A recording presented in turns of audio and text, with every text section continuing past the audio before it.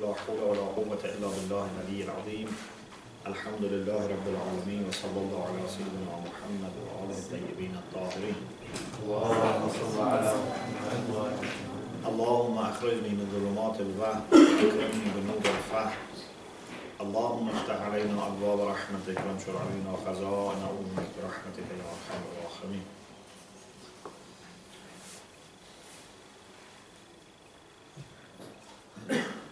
About interaction with the opposite gender. This is an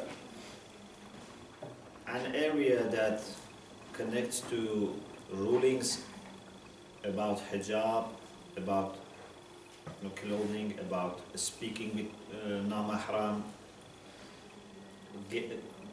looking and gazing, all these things.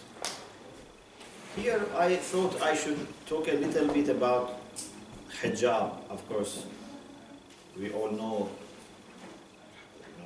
about hijab, but I had a presentation some years back, and then I wrote a paper based on this. If you like, it's called Hijab and Family Life. Inshallah, I will try to send through the sister. Hijab and Family Life. So, just some reflections on hijab.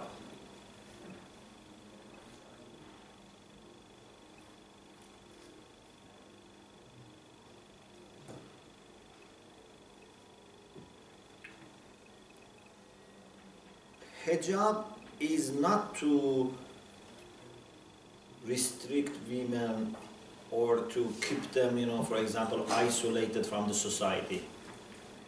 Indeed, I think the whole point in hijab is to create a situation that women can come to the public life. If they were not supposed to come to the public life, they didn't need hijab. So hijab is to help them to be able to come to the society and be active in society.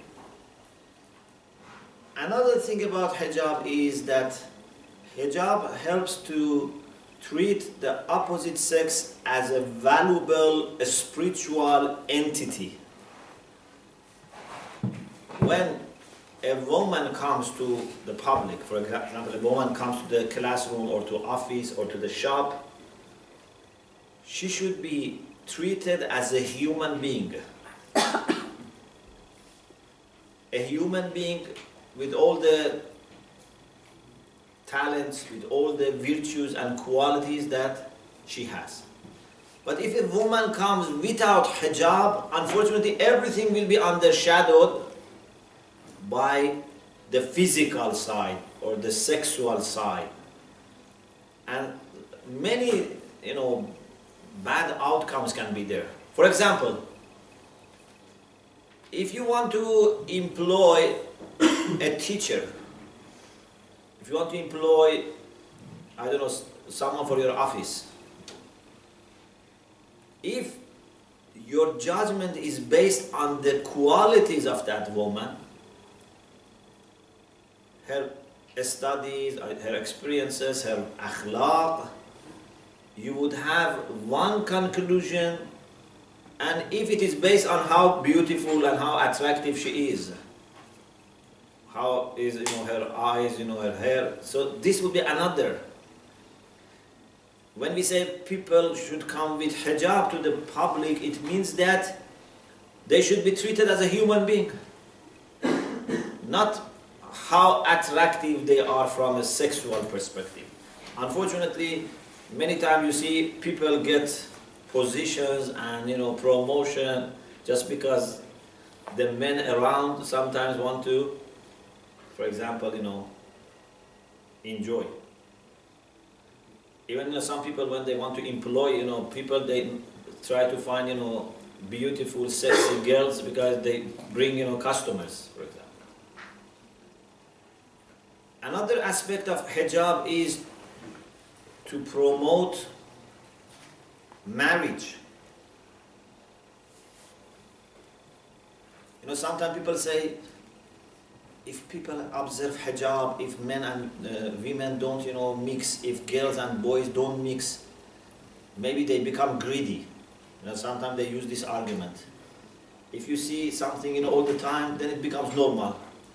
Okay? So they say, you know, when women have hijab, this makes men more greedy. It's better. But this is a wrong idea. Because when in, you know, those societies in which they don't have hijab, okay? It's not that they don't have, you know, corruption. It's not that they don't have, you know, adultery. The thing is that one level becomes normal, then they go for a higher level. Even, for example, one reason maybe in some societies there is homosexuality is because, for example, men and women have become, you know, something ordinary, you know, something not attractive. They have seen so many, you know, women, and they have been with so many women, then they are looking for some excitement. They go for men. Some people go for animals. Even, you know, human beings are boring for them. Because there is no limit. They always want something new, something, you know, brings excitement. So, in a sense, if there is greed caused by hijab, it's good. It's not bad greed. It's keeping people interested in marriage, in family, loyal to their wife. So it's good if a man is, you know, attracted to his wife. It's not a bad thing. So, hijab helps to promote marriage and protect family. In the paper I have mentioned the details, you know, I ask you please refer to the paper. Another aspect is that beauty of a woman is a sacred beauty. Is a manifestation of divine beauty. Somehow it seems that women more manifest Allah's beauty. In the same way that they more manifest Allah's rahmah. You know, mothers, they manifest Allah's rahmah more. They give life to their children. And the amount of rahmah that mothers have is more than fathers. Even, you know, rahim. We say rahim to the womb of mother. It comes from the same root as rahmah. So, Islam has a special favor for women. And Ayatollah Jawadi Amuli in his book, Zan dar A'ineh Jamal u Jalal, very beautifully mentions this point, that how women reflect Allah's beauty and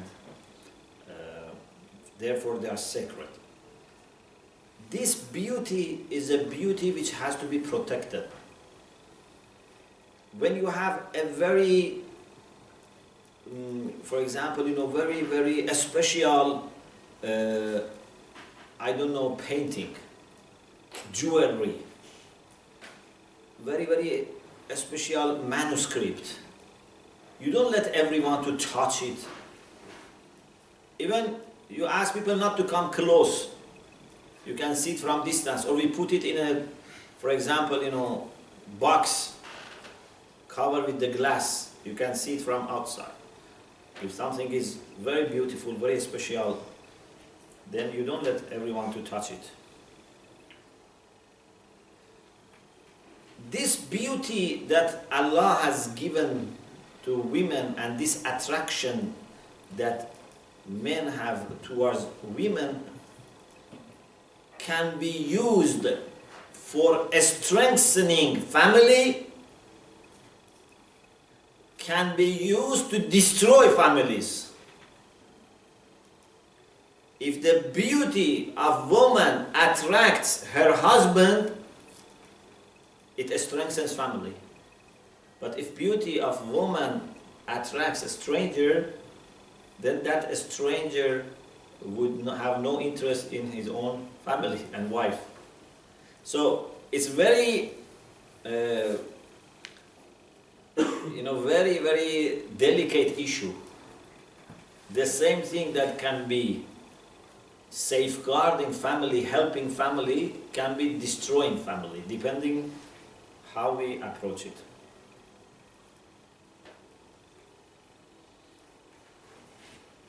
Then,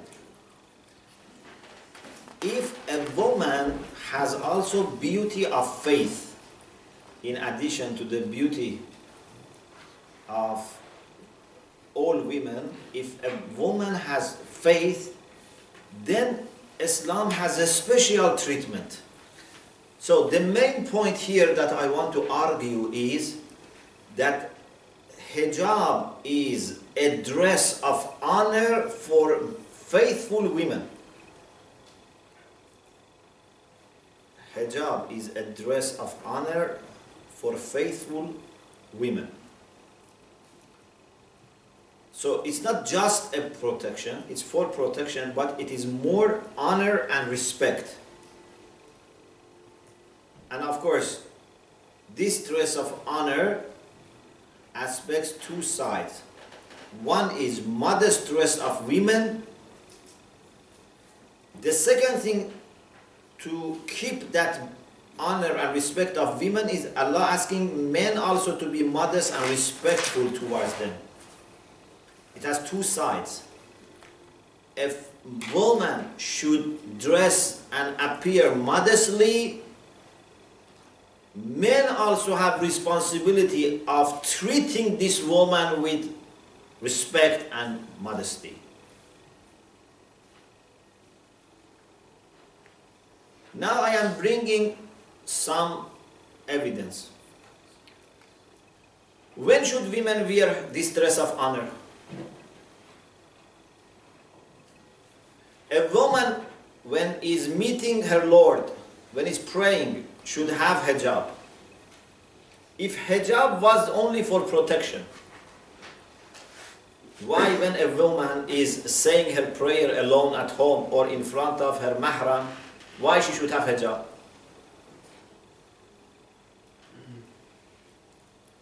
You know that if you are at home, still you should have hijab when you want to pray. Why? This shows that hijab is the best dress that you can have. Therefore, when you stand before Allah subhanahu wa ta'ala, you should have your best dress on. You know, like a king. Sometimes king gives khal'at, we say khal'at, you know, dress of honor to some people that have served him. Then, when there is a reception and this person wants to see the king, this person should have that dress that king has given him on, because it's the best dress of the official ceremonies. So hijab is a dress of honor for women. They should have it on when they meet Allah and when they go to the public, because this is the best thing that they have. Why I am saying this? Because this theory has power to explain few things. For example, why a woman should have hijab if no one else is there? This theory can explain this. But if you say hijab is only for protection, that cannot explain. Another thing,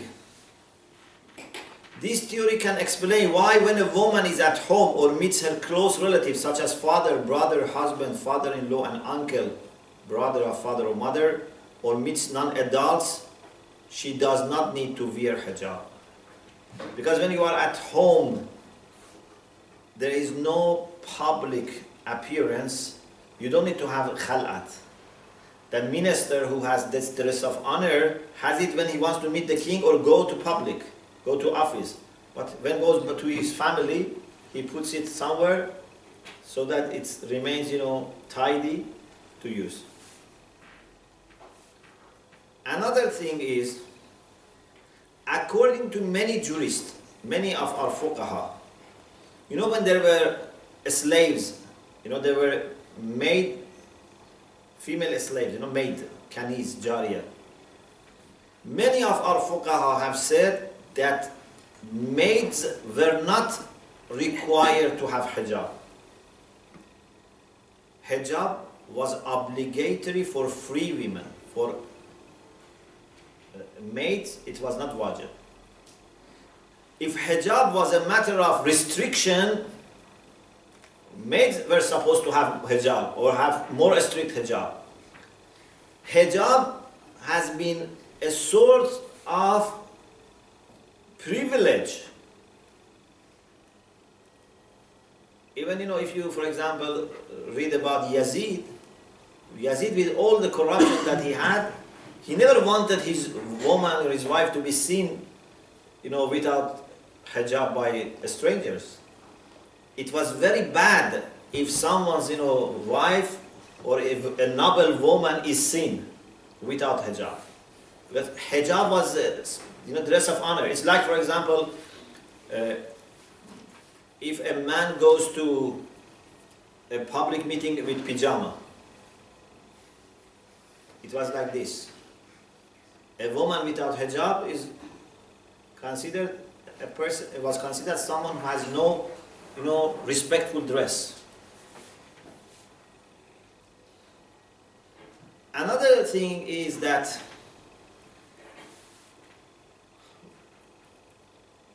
according to our fiqh, a man cannot look at the hair, for example, or neck, or any part which is not covered with hijab normally, of a Muslim woman, even without bad intention. You have no bad intention, but still you cannot see the hair of that woman, that mu'minah. Yeah? But if someone is not mu'minah and her hair is seen and you don't have bad intention, with bad intention you cannot. But if someone is not mu'minah, you don't need to turn your eyes. Do you get the point? This is a special cover for a mu'minah. She should cover herself. Men also should not look at her body, even if they don't have bad intention. But if someone is not a mu'minah, with good intention, you can see her hair. Or we have something in our hadith about some women who are like Bedouins, that when you ask them to observe hijab, they don't observe hijab. We have hadith which says these women, you can look at their, for example, hair, their neck, for example, of course without bad intention. Because these are the people that they don't observe hijab. So when they don't observe hijab at all, the respect goes low, because they don't bother. But a woman who is observing hijab, you should be more respectful. Do you get my point? So it shows it's a matter of honor and respect. Let me mention for you, for example, a hadith.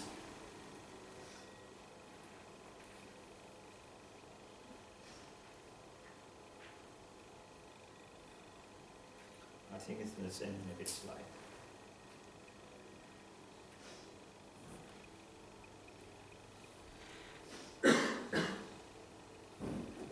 One hadith is, for example, this. Imam Sadiq alayhi salam says, قال رسول الله صلى الله عليه وآله وسلم لا حرمة للنساء أهل الذمة أن ينظر إلى شعورهن وأيديهن. There is no prohibition if someone looks at the hair and hands, not very private part, like hand or hair of Ahlul Zimma, a woman who is not Muslim. So for her, hijab is not important. So for you also is not a problem to look at her, of course with good intention, not with bad intention. With bad intention, even you cannot look at a picture. Okay? But without bad intention, you can look at her hair, because she doesn't have that status. because of her own,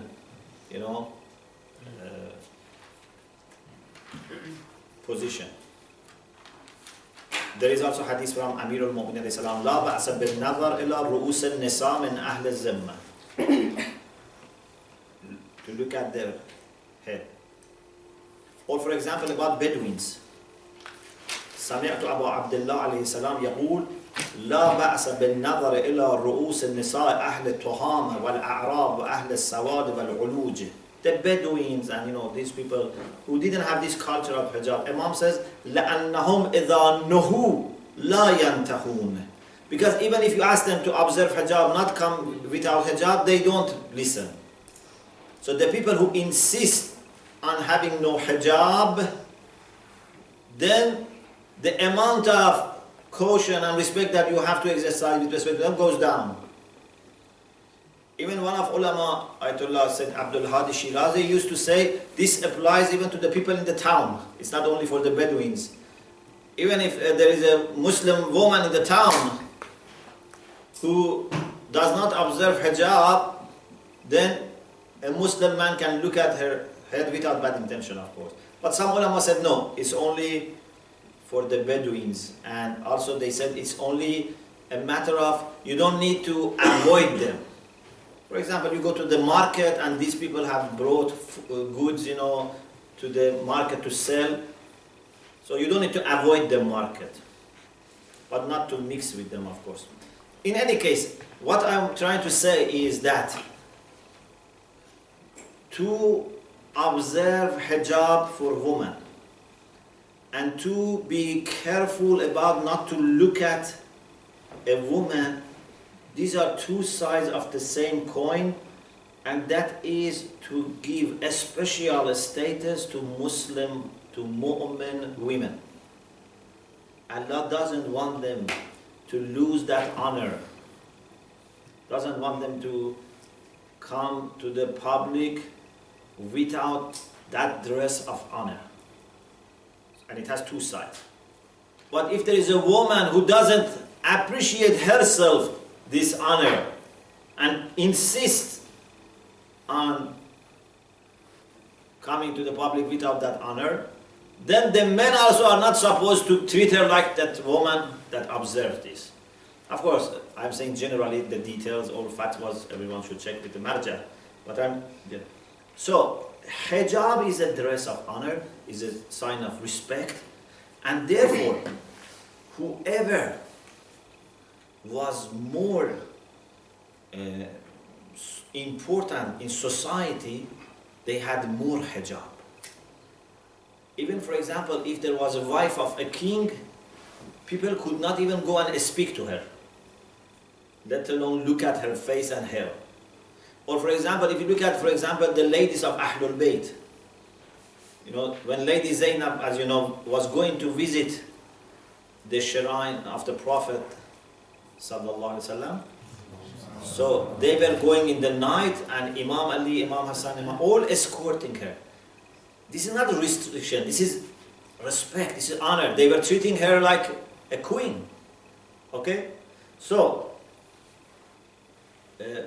we should change this mentality of looking at hijab as restriction, as a burden.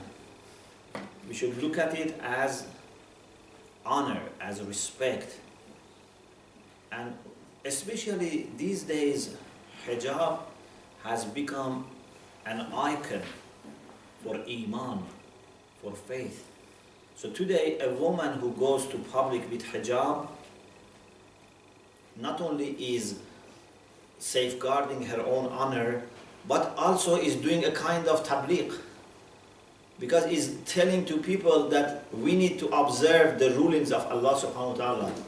We need to keep our tradition.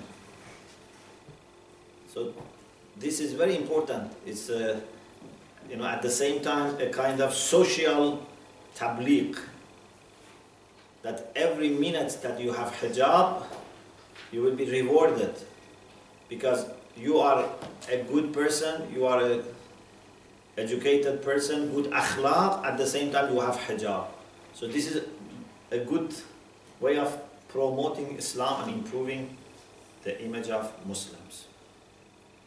Okay, so this is about hijab.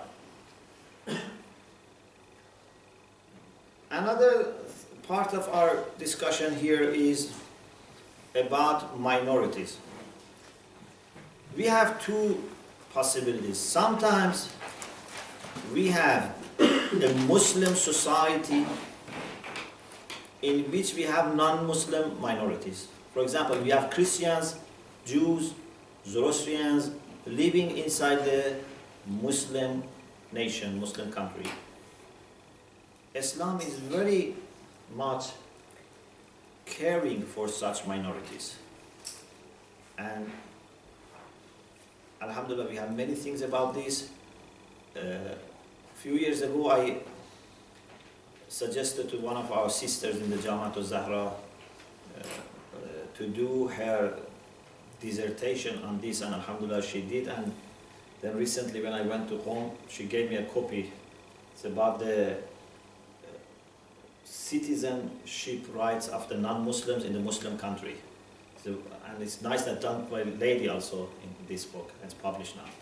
So we have many things about the way Rasulullah sallallahu alaihi wasallam treated non-Muslims, and some even non-Muslim writers have acknowledged that overall Christians and Jews had better life inside Muslim countries than they had under their own fellow religious people. For example,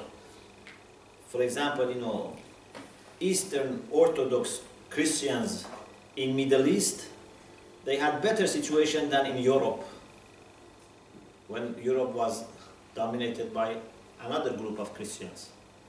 Or Jews in Middle East had better life than Jews in Europe.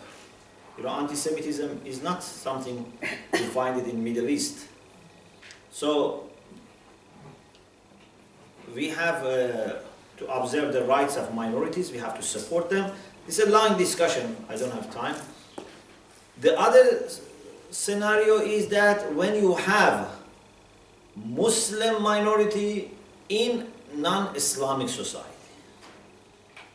So here, like our situation, for example, in the UK, we are a minority and the large society is not Muslim. So here again, we should have peaceful coexistence.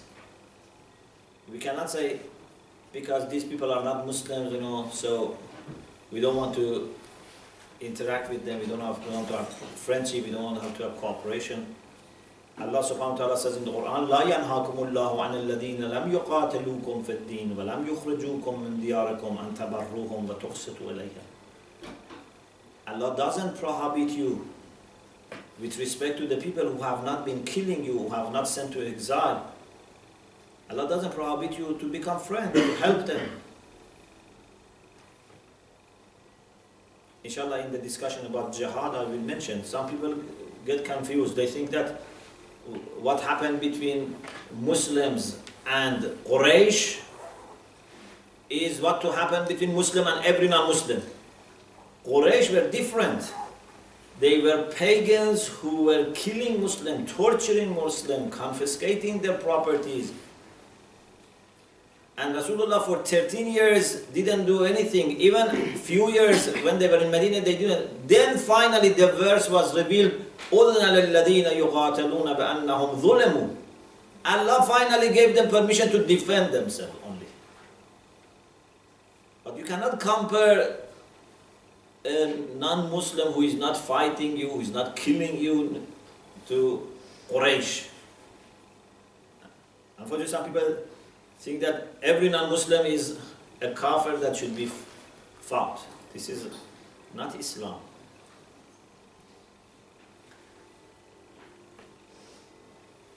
Another aspect of Muslim life is enjoining good and forbidding evil. Allah subhanahu wa ta'ala says, وَلْتَكُنْ مِنْكُمْ أُمَّةٌ يَدْعُونَ إِلَى الْخَيْرِ. Among you there must be a group of people, or you must be people who call others towards good. We cannot be indifferent. When we live in a social life together, our destiny is connected. And we have responsibility towards other people. This is also a problem that sometimes people become very much, indifferent about what is happening. If they see something wrong, they don't say anything. But if you see something wrong, you should feel responsible. Of course, we have lots of rulings. What to do, what are the stages, what are the things that, we should consider. But basically the idea is that you should not be indifferent. Okay, then about war and peace, about jihad. So inshallah tomorrow I will talk about jihad and also about environment. What is Islamic understanding of jihad and what should we do with respect to environment. وآخر دعوانا الحمد لله رب العالمين.